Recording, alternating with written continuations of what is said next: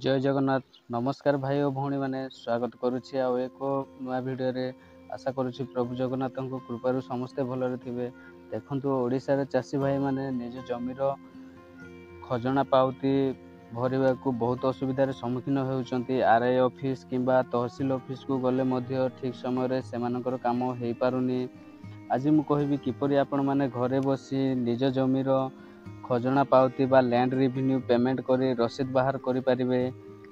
10 टंकार payment पे आमे 200-300 टंका खर्च करिकी आरआई ऑफिस किंबा तहसील ऑफिस को जीवा को पड़ुछि। सेति वीडियो को जमा भी स्किप करिवेनी। वीडियो को फास्ट रु लास्ट जाए निहाती देखंतु। वीडियो भल लागिले गोटे लाइक करंतु, चैनल को मध्य सब्सक्राइब कर रखंतु। एमिति नुआ नुआ अपडेट सबुदिन पाई परिबे। चलंतु डेरी न करी वीडियोटी स्टार्ट करिबा। सेथिपाई आपण मानकु गूगल किंबा क्रोम ब्राउजर ओपन करबाक पड़िबो। सेथिरे सर्च करिवे भूलेक ओडिशा। भूलेक ओडिशा लिखिकी सर्च कर दियंतु। एतने साइड रे लिखा हैछि पेमेंट लैंड रेवेन्यू।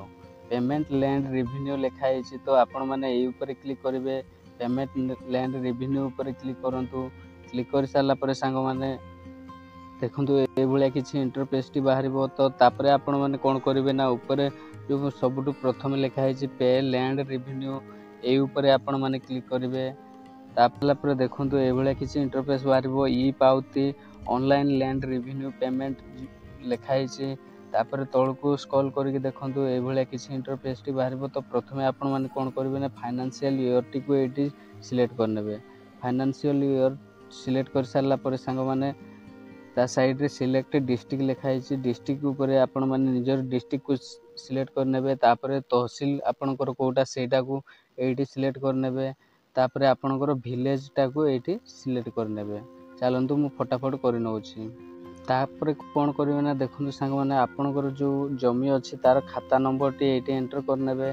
खातार भी अछि प्रजा जे अछंती तांकर पूरा नाम टी पळे आसीबो।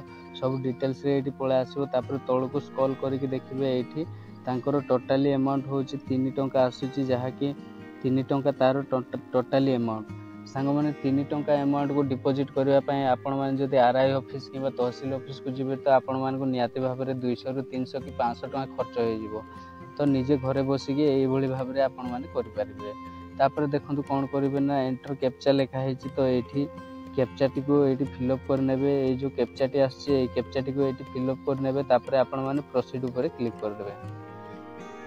तापर कोन करिवे ना देखंतु डिपॉजिटर नेम जे भी डिपॉजिट करूछंती तो तांकर नेम टी को एठी एंटर कर नेबे। डिपॉजिटर नेम टी को एठी एंटर कर सारला परे तांकर रिलेशन माने से जदि निजे हेतिबे तो सेल्फ लिखबे किंबा बापा को नाम रे जमी थिबो पुओ करूथिबे तो सन लिखि जहा भी रिलेशन थिबो एठी लिखि देबे। तापर तांको पूरा एड्रेस टी को एठी लिखि देबे।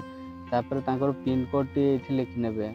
तापर कोन करिवे ना मोबाइल नंबर आपनकर जहा भी थिबो एठी मोबाइल नंबर टी एंटर कर देबे। ईमेल आईडी टी एठी एंटर कर देबे। आछि से कैप्चा टी को एठी एंटर करके आपण माने तळको स्क्रॉल डाउन करके सब मेक पेमेंट ऊपर क्लिक करिवे। मेक पेमेंट ऊपर क्लिक कर साला पर संग माने ए भलिया किछि इंटरफेस टी आसी जिवो।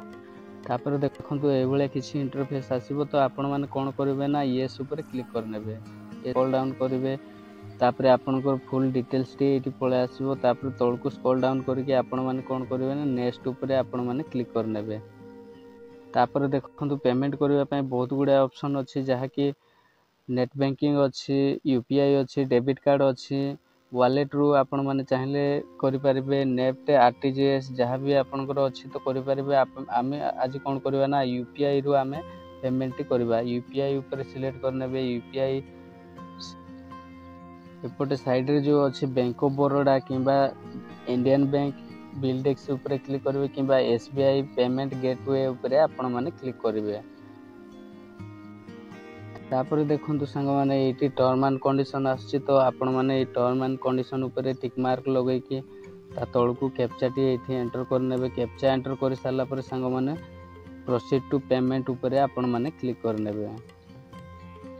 तापर देखंतु संग माने क्यूआर कोड टी एटी शो हे जिवो। तो आपण माने चाहिले ए क्यूआर कोड को शो कोड ऊपर क्लिक करके क्यूआर कोड स्कैन करके मध्ये पेमेंट करि परिबे। किंबा तळको स्क्रॉल करके आपण माने कोन करिवे एठी निजरो यूपीआई आईडी को एंटर करिवे। एंटर कर सारला परे तलू मेक पेमेंट उपरे क्लिक करनेबे।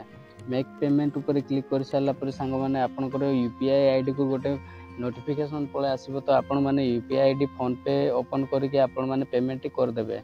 पेमेंट तापर आपण मैंने किपरि रसीद डाउनलोड करेंगे पुणी पछकू बैक करने। बैक कर सारा भूले ओडिशा लिखिक पुणी सर्च करने। सर्च कर सारा सांग मैंने पुणी आसीजे पेमेंट लैंड रेवेन्यू उपरे आपण मैंने क्लिक करेंगे। पेमेंट लैंड रेवेन्यू उपरे क्लिक कर सारा सांग मैंने देखंतु तलू आसी जाइए। सांग मैंने देखंतु now your transaction ID and payment status. तो आपण मैंने यार ऊपर क्लिक करने। यार ऊपर क्लिक कर सारा पर सांग मैंने देखंतु सेम प्रोसेस रहिबो। फाइनेंशियल ईयर की एटी चूज करने। तापर डिस्ट्रिक्ट को चूज करके तहसील चूज करने। तापर विलेज चूज करके खाता नंबर को एटी चूज करने। तापर गेट रिपोर्ट गेट ऊपर आपण मैंने क्लिक करले आपनकर जो ट्रांजैक्शन आईडी टी आसीजिवो। तापर आपण मैंने सेटा कॉपी करके रखिनेबे। कॉपी करके रखि सारा पर सिंपली बैक करके आपण मैंने देखंतु एटी लिखा है डाउनलोड रेंट रिसिप्ट। तो ये डाउनलोड रेंट रिसिप्ट ऊपर आपण मैंने क्लिक करेंगे। डाउनलोड ट्रांजैक्शन आईडी टी को पेस्ट करने जो कॉपी करके रखिते तापर व्यू ऊपर क्लिक करने। व्यू ऊपर क्लिक कर सारा पर सांग मैंने रिसिप्ट डाउनलोड हो जिवो। व्यू ऊपर क्लिक कर सारा पर सांग मैंने ये रिसिप्ट डाउनलोड हो जिवो। तो आपण मैंने चाहे प्रिंट आउट मध्य काढ़ी रखिपारे किंबा मोबाइल रे मध्य पीडीएफ डाउनलोड करके रखिपारे। तो ये थिला सांग मैंने आज अपडेट। वीडियो भल लगी निहाती गोटे लाइक करंतु आ चैनल को सब्सक्राइब करंतु। जय जगन्नाथ, धन्यवाद।